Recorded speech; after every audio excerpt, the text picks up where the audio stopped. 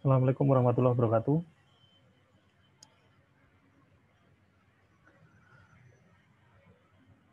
Hari, Waalaikumsalam warahmatullahi wabarakatuh. hari ini kita bahas mengenai haki ya, hak atas kekayaan intelektual. Materinya sudah saya kirimkan di Google Classroom, silahkan dibaca lagi nanti setelah eh, apa video conference ini ya, supaya lebih lebih paham begitu. Haki ini merupakan salah satu etik juga ya, etika juga dalam kita menghargai hak karya ilmiah orang lain begitu. Memang haki ini lingkupnya luas ya, ya segala bentuk apapun yang berkaitan dengan ciptaan, baik itu ciptaan secara ide maupun ciptaan dalam bentuk materi ya. Bahkan desain pun juga termasuk ciptaan juga gitu.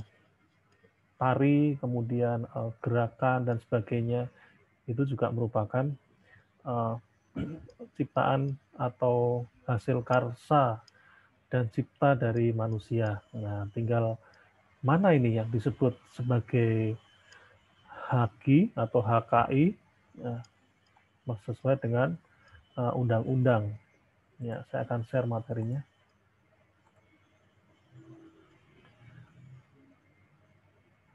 Ya, baik. Hak kekayaan intelektual atau dalam bahasa Inggrisnya adalah IP ya, Intellectual Property Right. Gitu. Hak kekayaan intelektual. Nah, apa itu yang dimaksud dengan haki? Nah, hak apa yang disebut dengan hak? Kewenangan, kekuasaan untuk berbuat sesuatu menurut undang-undang dan wewenang menurut hukum ya. Kemudian kekayaan, hal yang bersifat ciri menjadi milik orang ya. Jadi yang disebut kekayaan itu ciri ya, ciri punya orang gitu ya, atau punya badan hukum atau institusi. Kemudian kekayaan intelektual, kekayaan timbul dari kemampuan intelektual manusia. Nah, kekayaan intelektual manusia ini ruang lingkupnya cukup luas ya. Ada bidang teknologi, ilmu pengetahuan, seni, sastra ya. Seni pun juga banyak, sastra juga modelnya luas. Ada pantun, puisi, novel ya, karya cerita, cerpen dan sebagainya sastra. Sementara seni, seni ya berupa tari ya, tarian mungkin lukisan, kemudian apa itu contoh yang lain sketsa ya yang mengandung nilai-nilai seni menurut kaidah-kaidah seni para komunitas seniman begitu, lagu ya, lagu termasuk seni.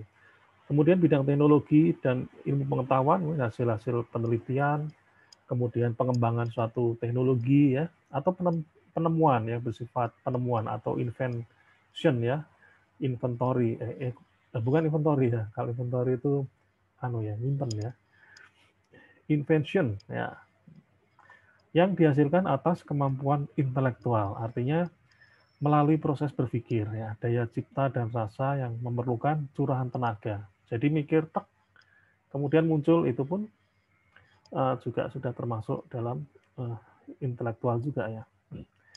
Apalagi kalau ditunjang dengan tenaga, waktu, biaya ya, dalam bentuk apa?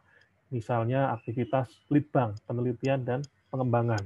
Ini biasanya di perusahaan-perusahaan yang berbasis teknologi dan pengetahuan, mereka memiliki suatu lembaga R&D atau Research and Development atau litbang, penelitian dan pengembangan produk ya. Contohnya banyak ya, obat misalnya ya, obat-obatan, ada obat flu, obat sakit kepala dan sebagainya. Mereka untuk membuat suatu produk untuk mengatasi sakit kepala, mereka risetnya bertahun-tahun. Gitu. Itu hanya contoh kecil ya.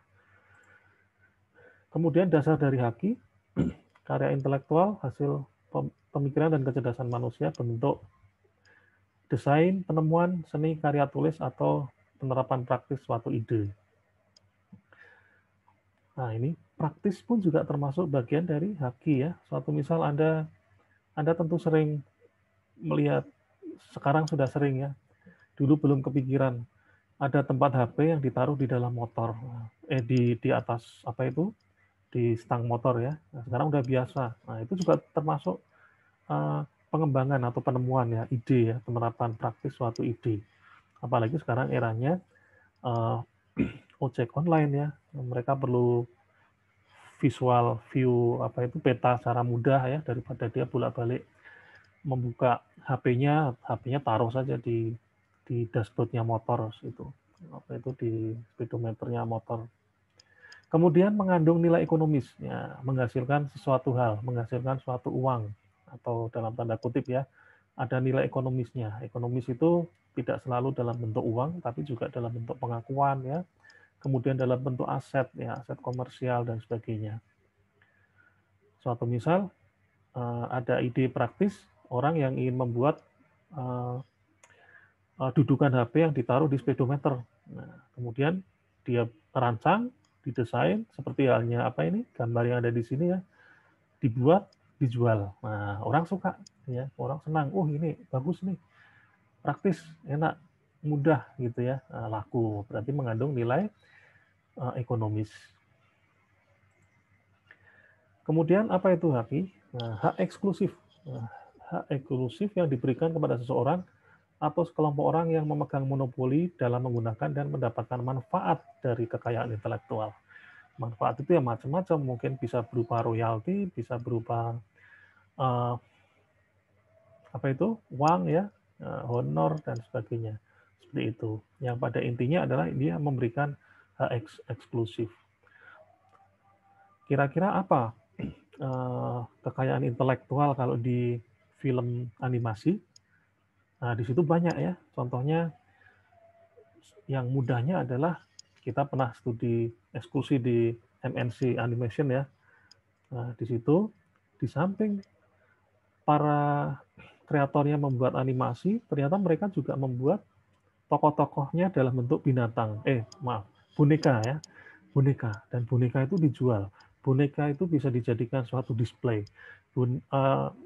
Gambar desain itu bisa dijadikan sebagai stempel, stiker, dan sebagainya. Dan itu dijual atas hanya yang berhak menjual adalah pihak MNC Animation. Ya. Kenapa? Nah, ini merupakan hak eksklusif. Begitu juga produsen misalnya animasi Ipin Upin misalnya ya. Ipin Upin di samping terkenal karena film animasinya, juga barang-barangnya yang berkaitan dengan tokoh-tokoh Ipin Upin juga dijual. Nah, itu termasuk mendapatkan manfaat dari kekayaan intelektual. Seperti itu. Kemudian tujuan penerapan haki, antisipasi kemungkinan melanggar haki milik pihak lain. Nah, ini tujuannya adalah untuk melindungi karya cipta. Kemudian meningkatkan daya kompetensi dan pangsa pasar dalam komersialisasi, dijadikan sebagai bahan pertimbangan dalam penentuan strategi penelitian, usaha, dan industri di Indonesia. Nah, ini dalam konteks Indonesia ya. Nah, ini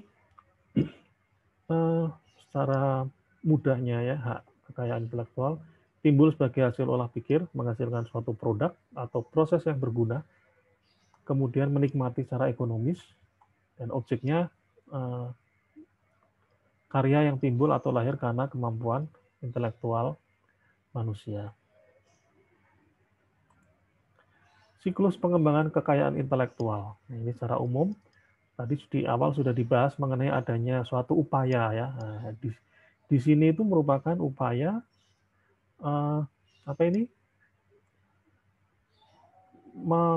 meneliti dan mengembangkan ya, menciptakan. Nah, proses penciptaan ada di sini, penelitian dan pengembangan, membuat, mengembangkan, menciptakan dan sebagainya.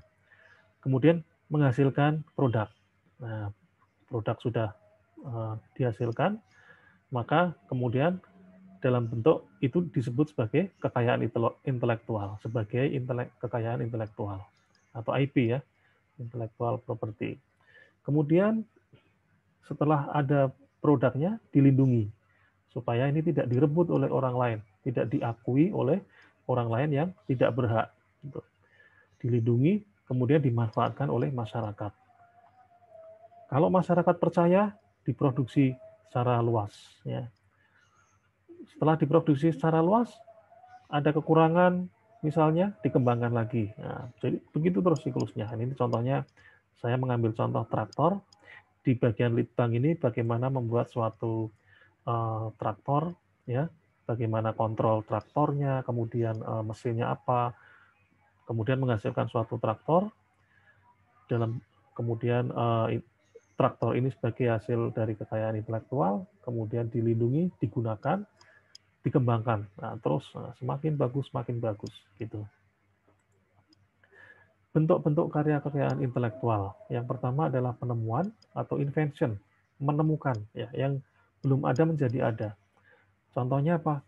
Lampu ya, lampu pijar. Zaman dulu lampunya masih alat penerangnya masih menggunakan minyak ya, dibakar, ada sumbu dibakar, kemudian ditemukan oleh ilmuwan menjadi lampu ya, lampu ya, baik dengan berbagai variannya, entah itu berbasiskan kumparan ya seperti lampu bohlam maupun lampu-lampu yang berbasiskan gas atau neon ya, gas argon atau neon. Nah, sekarang malah ada lampu yang lebih hemat energi yang didesain menggunakan LED ya atau LED.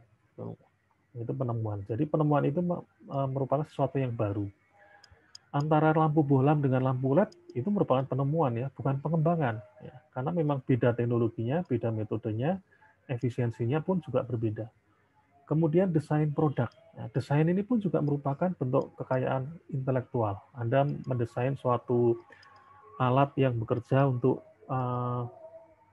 apa ya contohnya? Alat yang bekerja untuk memasang bola lampu di ketinggian 3 meter misalnya.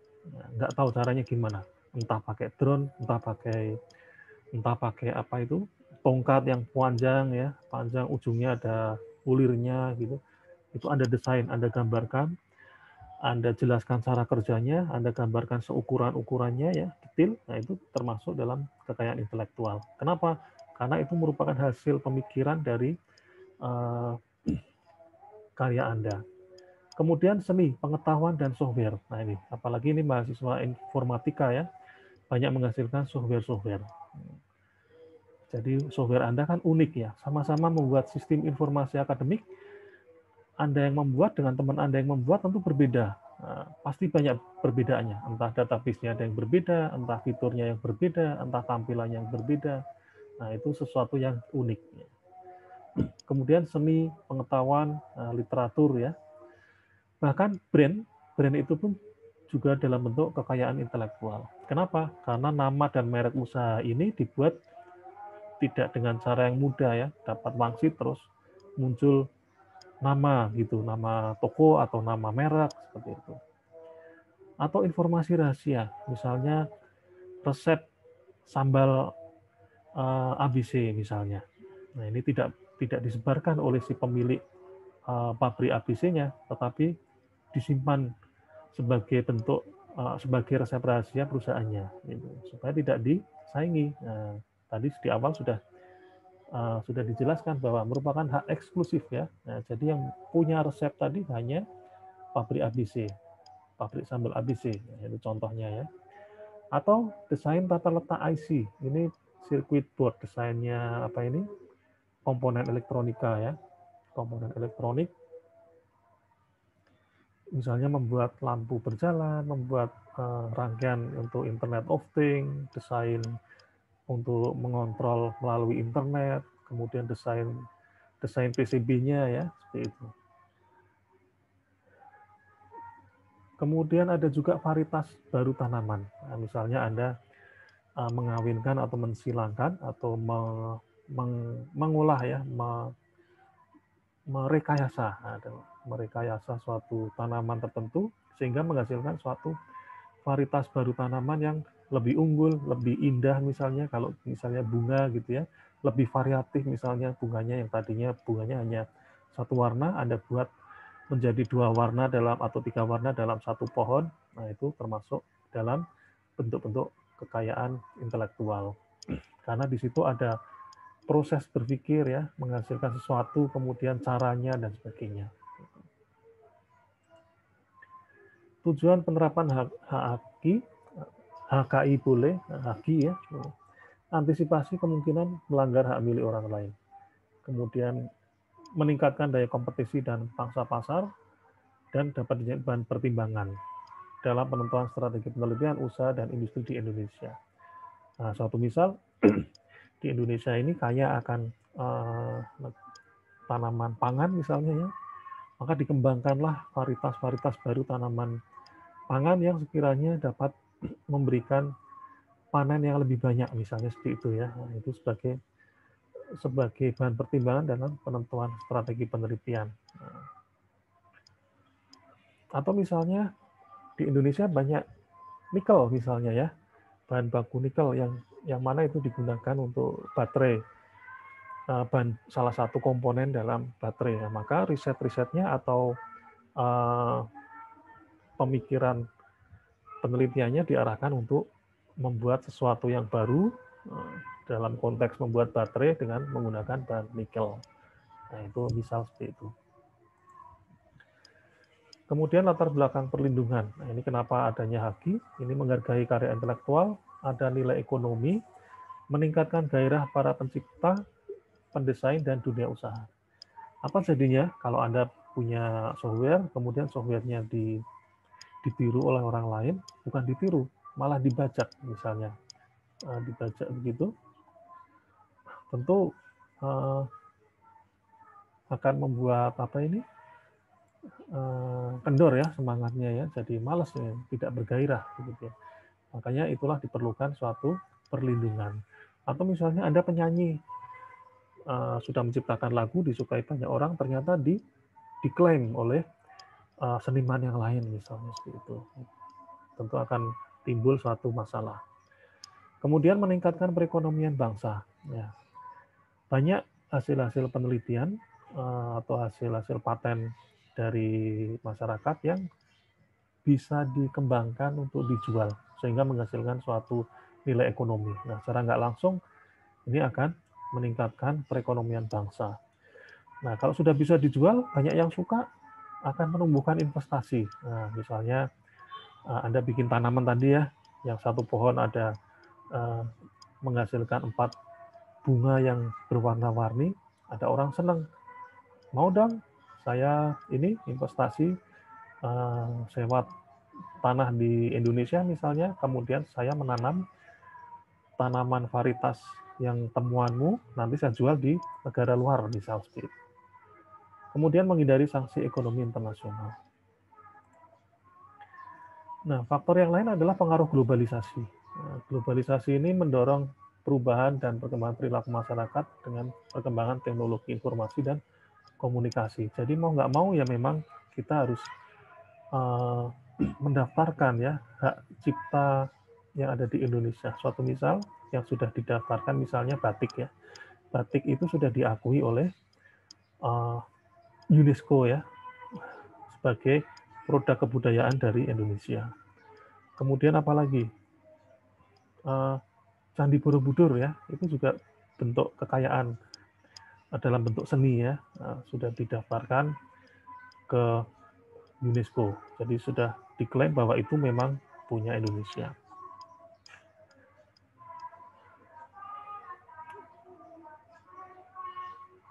Sehingga negara lain nggak akan ada yang mengklaim bahwa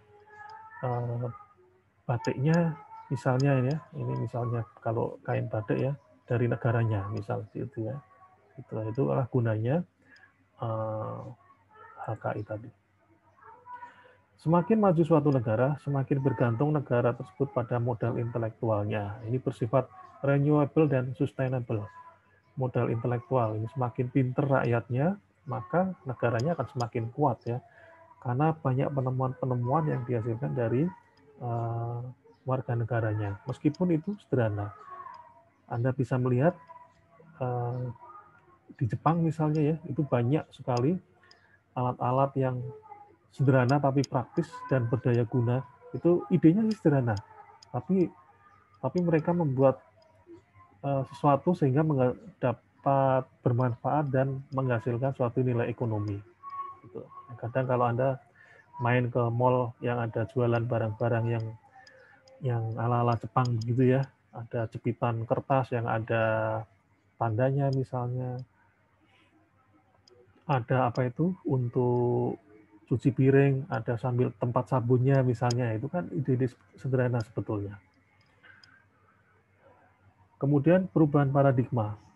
Tahun 82, 62 aset perusahaan Amerika berupa aset fisik HKI hanya 38%.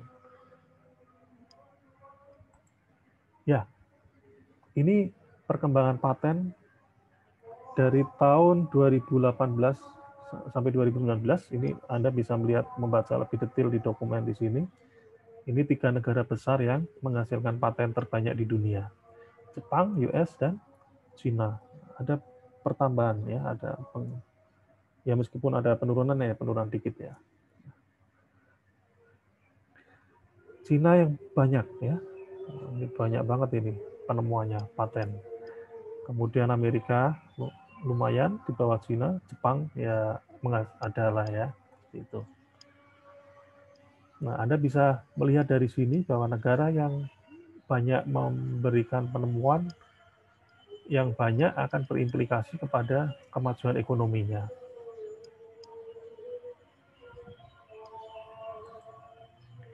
Kemudian di Indonesia, undang-undang HAKI itu ya cukup banyak ya. Ada yang mengatur khusus tentang hak cipta, tentang paten, kemudian tentang merek ya, tentang rahasia dagang, desain industri, desain tata letak sirkuit, dan varietas tanaman.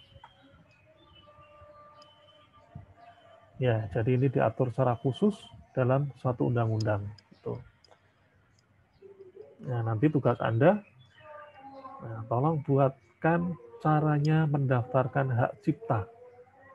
Ya, bagaimana caranya mendaftarkan paten, mendaftarkan merek, rahasia dagang, dan lainnya, termasuk kemana ya,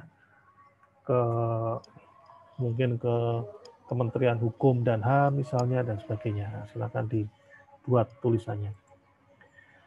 Apakah perlu bagi Indonesia undang-undang HAKI? Oh, jelas sekali, perlu sekali ya, karena kok kesadaran tentang copyright masih rendah. Buktinya apa?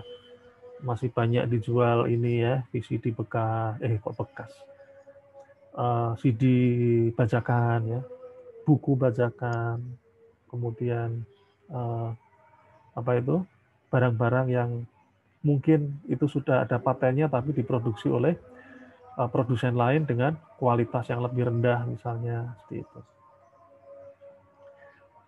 Jadi undang-undang ini memberikan kendali penuh pada industri ya, seperti itu. Nah, kritikannya, konsep hak cipta tidak pernah menguntungkan masyarakat, selalu memperkaya beberapa pihak dengan mengorbankan kreativitas. Konsep hak cipta harus diperbaiki. Nah, ini memang perbaikan-perbaikan itu harus terus dilakukan.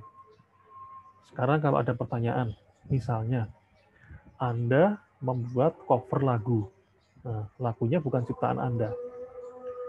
Anda pinter main gitar, suaranya bagus, Anda buat cover lagu, kemudian direkam di YouTube. Setelah itu Anda punya banyak follower, sampai sekian ratus ribu, sampai sekian juta. Otomatis tawaran untuk apa? Memonetize, ya, mendaftarkan advertising-nya atau iklan di dalam YouTube ditawarkan kepada Anda. Otomatis Anda dapat uang ya atas lagu yang bukan ciptaan Anda. Nah, kira-kira ini gimana ini menurut Anda pandangannya? Atau menurut undang-undang? Duitnya itu buat Anda, apakah buat yang mencipta lagu? Nah, seperti itu. Nah, ini kemarin sempat rame ya di dunia persenimanan dan perartisan gitu ya. Ini gimana nih? Saya yang menciptakan lagu, kamu yang nyanyiin, kamu yang download di YouTube, kamu yang dapat duit, saya cuma nggak dapat. Nah, itu jadi pertanyaan. Jadi satu dilema ya, seperti itu. Apakah perlu? Nah, perlu ya. Memperkuat persyaratan lisensi. Nah, tapi ya, saya akan mempercepat. Sudah ada tampilan no longer ya, no longer time. Nah, baik, kita percepat. Kemudian lingkup perlindungan haknya ada hak cipta, copyright. Silakan Anda baca dokumen yang tadi ya, WIPO tadi, yang di slide berikutnya. Kemudian ada hak milik industri, industrial property, ada paten, paten sederhana, merek, desain industri, rahasia dagang, tata letak sirkuit, dan varietas tanaman. Nah, ini masing-masing punya peraturan sendiri-sendiri, karena memiliki karakteristik dan atau ciri khas sendiri-sendiri ini ya. Tentu paten tidak bisa disamakan dengan rahasia dagang. Desain industri juga tidak disamakan dengan desain tata letak sirkuit terpadu gitu. Ya. Masing-masing ini diakomodasi oleh peraturan tersebut. Hak cipta atau copyright melindungi sebuah karya. Memperbanyak ciptaannya, mengumumkan, memberi izin ya, tidak mengurangi pembatasan menurut peraturan perundang-undangan berlaku.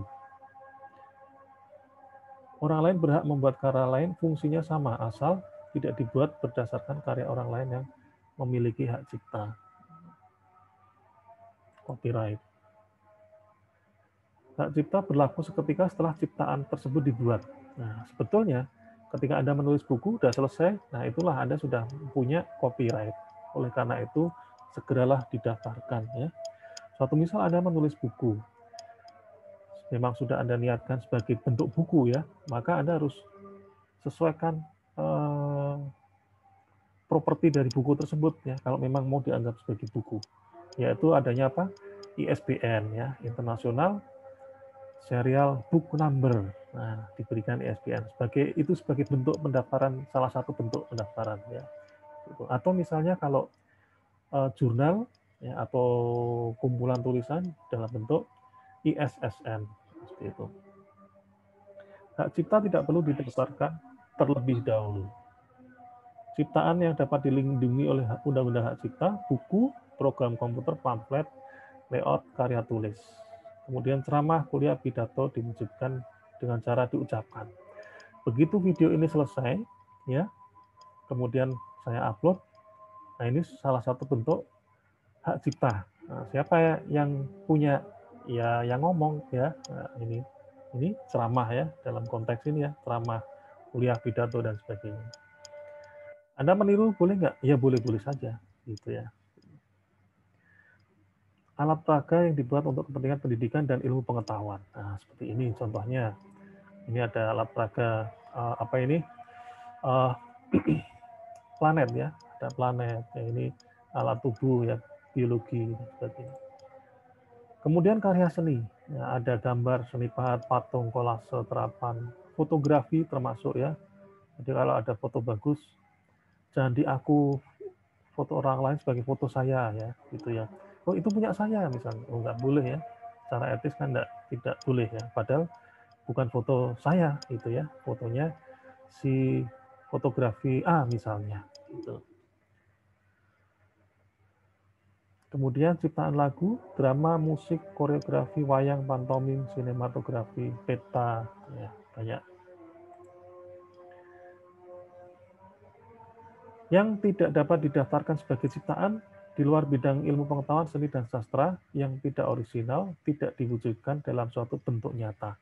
Nggak ada bentuknya, masih di awang-awang. Nah, orang nggak bisa ngelihat, ini bentuknya apa ini. Gitu ya. Anda mau ngomong, oh saya membuat suatu motor berbahan bakar air, mana bentuknya? Ya, masih di kepala saya misalnya ya, masih di pikiran saya. Nah, itu nggak bisa. Harus dalam bentuk nyata. Sudah merupakan milik umum, ketentuan diatur oleh pasal 13 Undang-Undang. Periode perlindungannya berlaku selama pencipta hidup ditambah 50 tahun setelah pencipta meninggal dunia. Apakah Anda masih ingat dulu lagu Bengawan Solo, ciptaannya siapa itu? Gesang ya. Itu disukai oleh orang Jepang. Sampai dinyanyikan oleh orang Jepang. Main biolanya, main piano, mereka suka gitu ya. Dan diberi royalti ya Pak Gesang dan keluarganya karena lagu tersebut gitu. Itu karena mereka menghargai tentang hak cipta.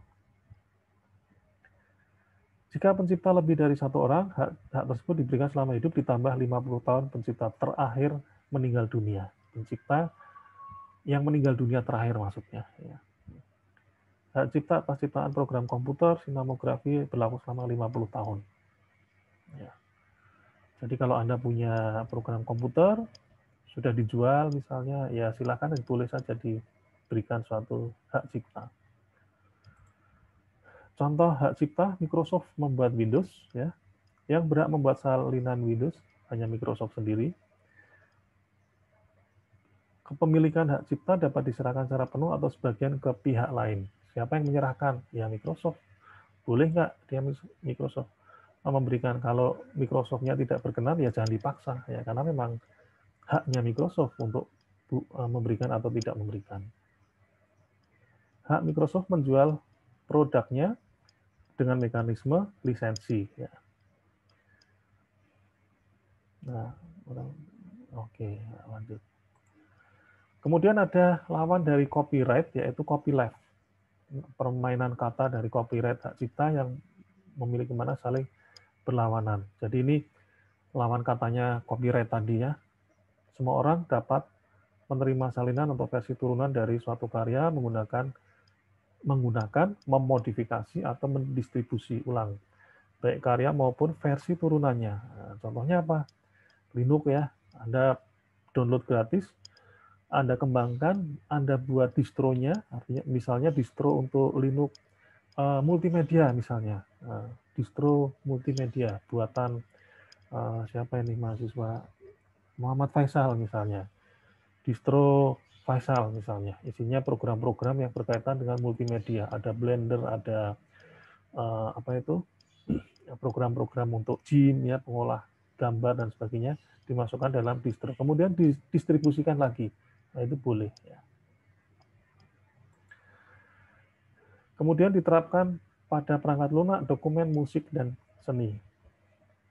Pengarang dan pengembang dapat menggunakan copyleft untuk karya mereka, dapat melibatkan orang lain ya. Kemudian lisensinya ada GPL dan ada Creative Commons. Dulu zamannya di GNU ya. GNU itu apa? Nah, ini dia. GNU ya. GNU is not Unix. Nah, ini aktivisnya adalah Pak Richard Stallman.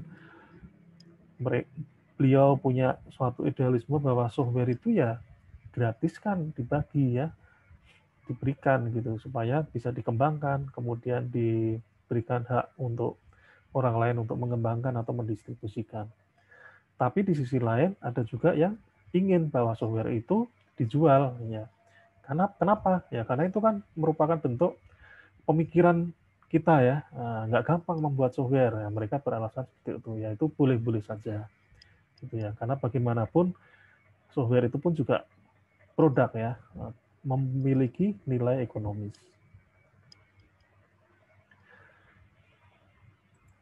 Kemudian paten. Nah, apa itu paten? Hak khusus yang diberikan negara kepada penemu atas hasil penemuannya di bidang teknologi. Inventor adalah orang yang secara sendiri atau beberapa orang melaksanakan kegiatan yang menghasilkan suatu penemuan baru atau invensi. Ya, ini inventornya sebagai pemilik paten ya, atau pihak yang menerima hak tersebut dari pemilik paten yang terdaftar dalam daftar umum paten. Paten ini biasanya untuk sesuatu hal yang baru ya, nah, namanya juga penemuan ya, invensi.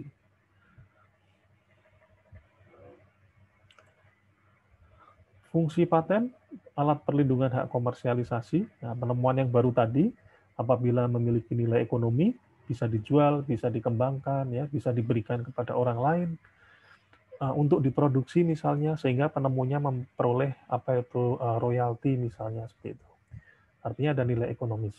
Tapi tidak sedikit paten yang diberikan secara umum, artinya ya sudah diserahkan kepada masyarakat umum, silakan dipakai gratis. Ada yang seperti itu ya, boleh-boleh saja. Kemudian, ya silakan ini dibaca sendiri ya, fungsi paten ya. Alat monopoli perdagangan misalnya. Nah, misalnya ada menemukan lampu dengan bahan bakar misalnya, atau penghasil listriknya air misalnya.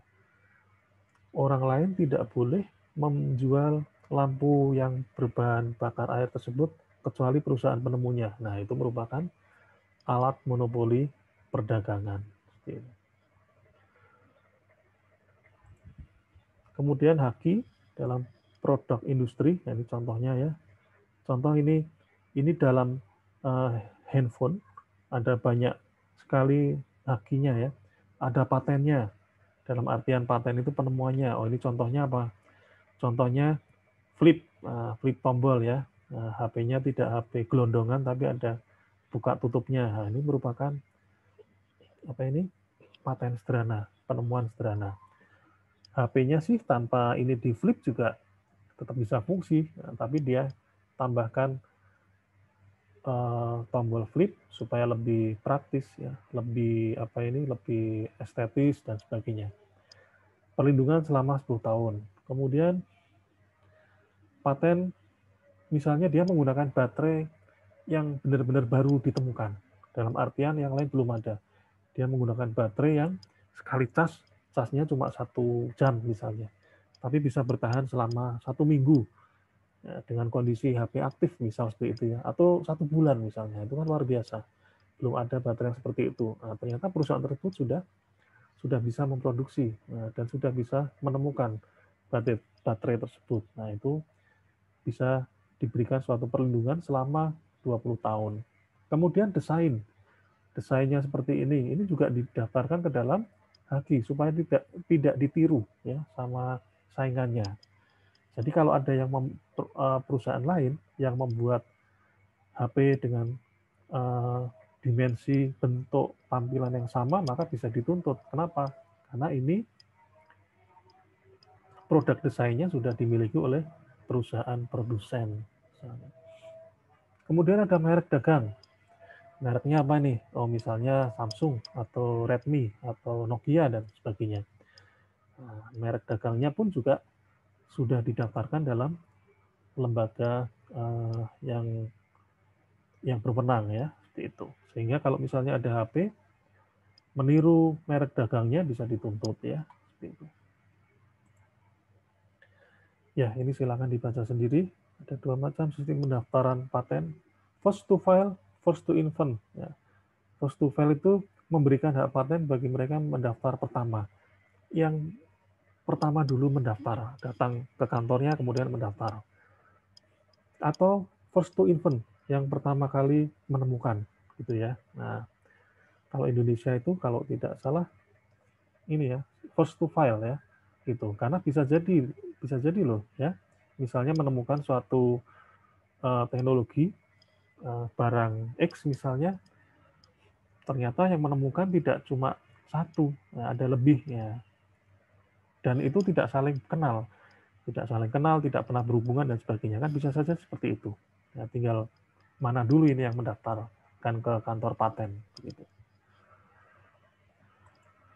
Nah, ini contohnya ya, contoh ini bikin apa sih ini? Mobil misalnya ya, desain mobilnya seperti ini ya. Kalau ini sudah didaftarkan ke haki, maka orang lain nggak boleh membuat desain mobil yang sama dengan ini. Karena ini sudah didaftarkan. Nah, jumlah paten, ini paten industri ya, produk terkenal. Sony punya 38.000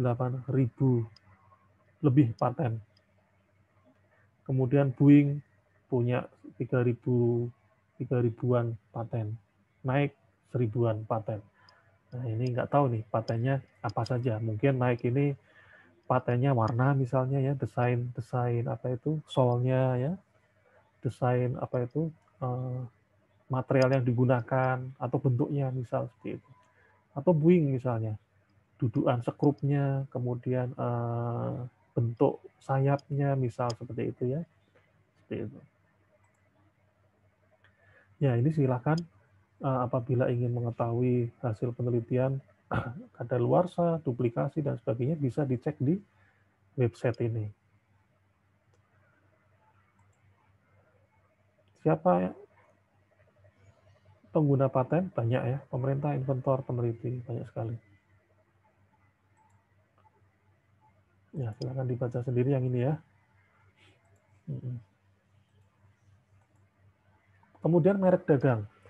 Merek pun juga harus didaftarkan ya, karena ini merupakan suatu ciri ya. Tadi di awal, di slide yang paling awal mengatakan bahwa haki ini merupakan ciri atau pemberi ciri atau karakteristik tertentu terhadap suatu produk atau merek. Ya, ini biasanya digunakan untuk pebisnis atau perusahaan mengidentifikasikan sebuah produk atau layanan. Misalnya logo Indosat misalnya, yang bentuknya apa itu, bintang dengan segi 6 ya kalau nggak salah ya, yang ada warna-warninya itu ya, itu juga sudah didaftarkan ke kantor merek dagang. Kenapa? Supaya tidak bisa digunakan oleh perusahaan lain begitu. Atau misalnya nama Samsung misalnya ya, nama produk Samsung atau bentuk merek apa itu mereknya ya, mereknya, tampilan mereknya, maka itu juga harus didaftarkan. Merek dagang misalnya Kentucky Fried Chicken. Urutan katanya beserta variasinya, misalnya KFC. Nah, ini bisa saja ini didaftarkan sebagai merek brand atau merek dagang KFC. Kemudian rahasia dagang ini memiliki nilai ekonomi berguna untuk kegiatan usaha. Nah, suatu misal resep ya, resep makanan, kemudian apa itu, racikan minuman ya. Nah, racikan minuman, kemudian komposisi bahan, komposisi cat misalnya kalau ada perusahaan cat gitu ya, komposisinya seperti apa. Nah, itu merupakan rahasia dagang. Source code Microsoft ya, nah, Anda kan nggak bisa melihat source code-nya dari Windows ya, karena memang di close ya, ditutup. Kemudian desain industri, bentuk HP, bentuk spidol, bentuk apa ini, mouse ya, ini ya, mouse ya. Bentuknya warnanya merah, ada tulisannya Logitech. Nah, ini sudah mengandung berapa HKI ini ya, bentuknya ada, desain industrinya ada, merek dagangnya ada ya, gitu. Dimensinya juga ada seperti itu. Kemudian sirkuit terpadu IC. Nah, suatu misal Anda membuat suatu komponen amplifier misalnya, kemudian yang mana amplifier tadi rangkaiannya ada sesuatu yang unik misalnya. Kemudian Anda juga sudah mendesain rancangan tata letaknya ini ya, ini PCB tata letak ya. Ini tata letaknya ini juga bisa didaftarkan sebagai haki.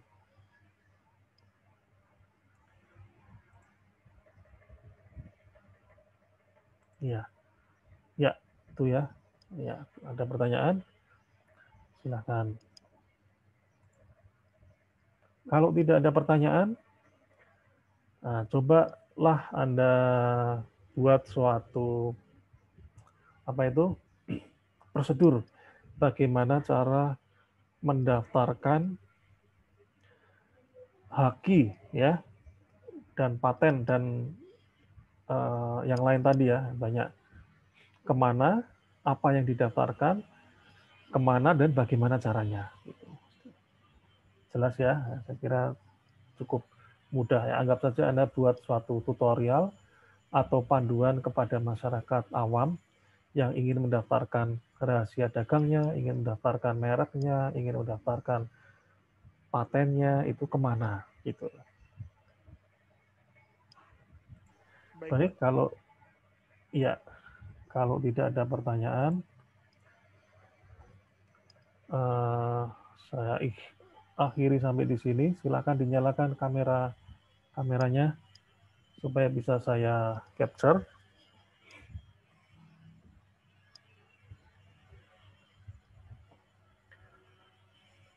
Ya, semoga sehat ya.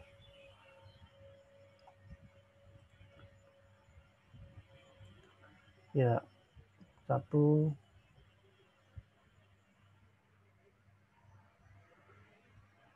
3.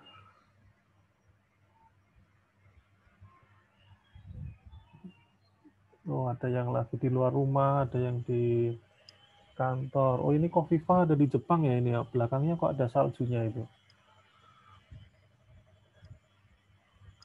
Ya, terima kasih atas perhatiannya. Assalamualaikum warahmatullahi wabarakatuh. Waalaikumsalam. Terima kasih, Pak. Terima kasih, Pak.